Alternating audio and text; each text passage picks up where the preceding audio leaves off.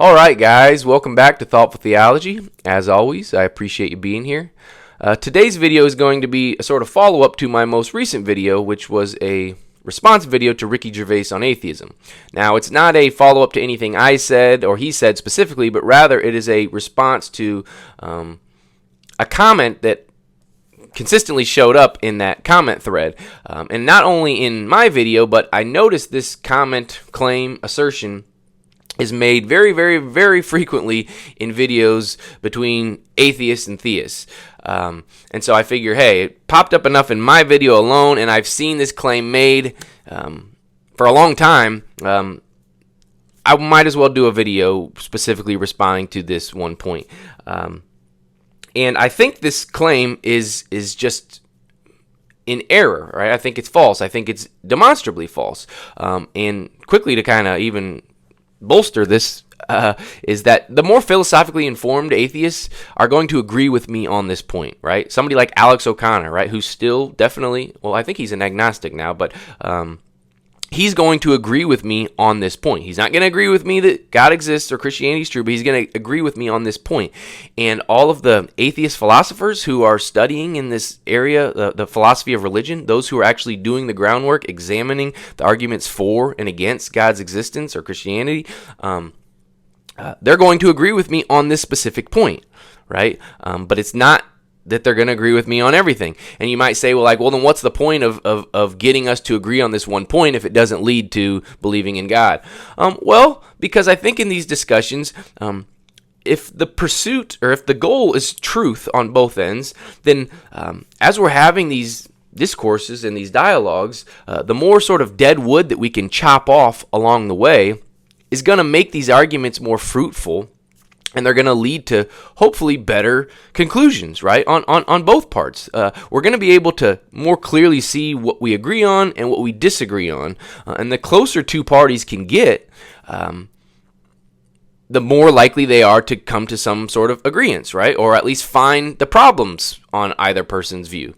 And so if there's bad claims, just kind of silly assertions that are being made on either end, this would apply to claims that are also made from Christians or theists that probably should be stopped being used as well against atheists, right? But the purpose of this video is specifically to focus on this one point, and that is the claim that there is no evidence for God's existence or for Christianity, right? We're going to more broadly focus on God's existence because this is a claim that's mainly made in that regard.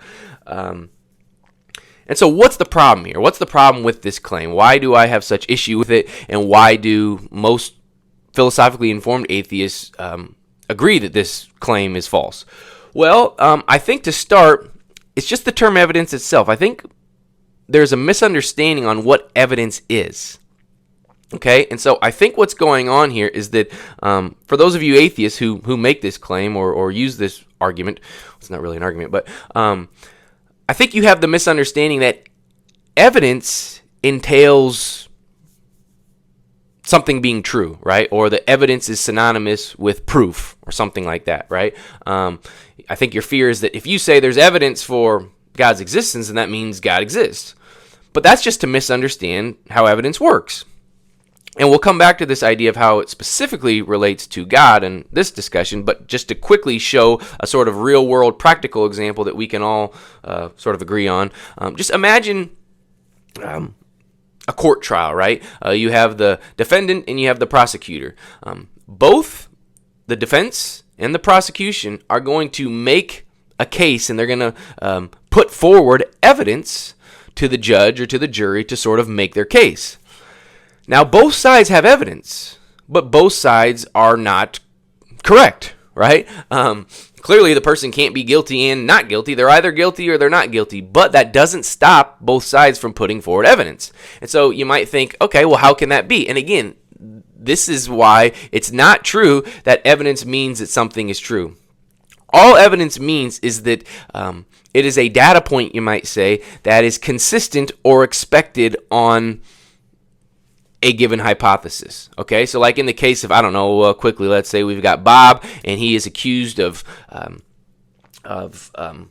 robbing a bank, and both sides are going to put forward evidence for why Bob's guilty or not guilty. The prosecution might say something like, well, Bob's car was seen within a half mile of the bank within 30 minutes of that time frame. So it's like, okay, that's evidence in favor of Bob robbing the bank. And why? Well, because it's consistent with the hypothesis that Bob robbed the bank, because Bob's car would have to be within the vicinity of the bank for him to be able to rob it, right? Assuming he's driving his own car. You get my point here. But it doesn't prove that Bob robbed the bank, right? Okay, and so now maybe the defense is going to put forward this data point or this piece of evidence that Bob was wearing a green shirt that day, whereas the claims from the eyewitnesses are that the bank robber, was wearing a red shirt that they could see maybe under like a black hoodie or something. But we know we have, let's say, picture video proof that Bob was wearing a green shirt prior to that. And so how is that evidence that Bob is innocent? Well, because on the hypothesis that Bob robbed the bank, the data point that is expected is that Bob would be wearing a red shirt, because that would be consistent with the claims of the eyewitnesses. So hopefully you can kind of see the point here. The point here is just to show that evidence isn't conclusive, right? You can have evidence for a theory or a hypothesis without it being true. Now quickly, to zoom in on the discussion here regarding God, one of the points that I made in the last video, so we'll just use this, is this idea of consciousness, and how I said consciousness is evidence for God. Now, how is it evidence for God? Well, the reason why consciousness is evidence for God is because it is expected on the hypothesis that God exists, or it is consistent with the hypothesis that God exists. Now, I think this is just self-evidently true, right? But to try to flesh this out and give a bit better of a justification, let's do that. Well, okay, the reason it's expected or consistent with the hypothesis that God exists is that the claim that theists make is that God is essentially an all-powerful mind, right? And so God would have this experience of being sort of conscious, right? He's a mind. And so if God has this mind, right, conscious experience, then it would follow that this thing is valuable. And so if it's valuable, when God creates a world and he creates creatures, he's going to create things that have value. And if there's value in having consciousness and or a mind, then we have this expectance that God would give his creatures consciousness. And so even in this case, it's not even saying that if God exists, he would definitively create creatures with consciousness. No, it's conceivable that God could create a world where creatures aren't conscious, but it's still consistent, and it's at least expected on the hypothesis that God exists that he would create conscious creatures. And so another secondary point here that I want to make to sort of illustrate the point here is that like the Big Bang Theory, right? Just the theory that says that the universe began to exist. Okay, I know typically this is called the Kalam. What we read in Genesis is sort of that God creates the world from nothing, right? This idea of creation ex nihilo. I know some people would even disagree with that, but just the consistent Christian tradition is that God creates ex nihilo, from nothing. And so this idea of the universe beginning to exist spontaneously is consistent with the claims of Christianity, right? That God exists and that he's this all-powerful mind that can do anything. And then given what our book teaches that God creates out of nothing, this data point would be expected on theism and even on Christianity. And so hopefully this illustrates sort of the point of the video, right? And that is just to say that Christianity, theism does have evidence, and you should grant that it has evidence. But by granting that, you're not granting that it's true. So that's okay. You still maintain your belief in atheism. I know you're going to say it's not a belief. That's fine. You still maintain the position of atheism.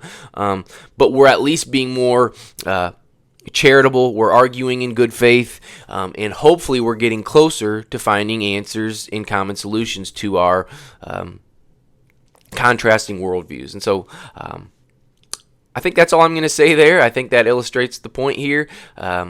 As always, thanks for watching, and we will see you next time.